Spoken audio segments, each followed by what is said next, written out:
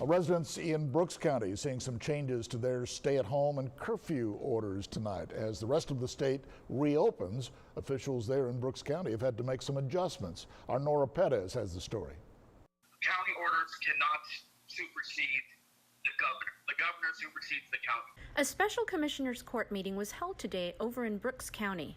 One item on the agenda, what to do about the curfew that was instated back in March in response to the coronavirus pandemic. Even though Governor Greg Abbott has slowly started reopening businesses across the state, Judge Eric Ramos says his county decided to keep the curfew in place because until now it was not in direct violation of any state mandate. That changed on Friday.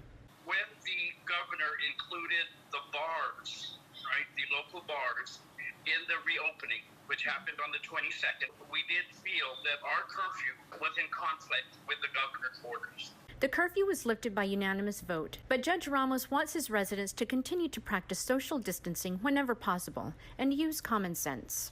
We feel blessed that we're still at one, and we think that the curfew had something to do with that.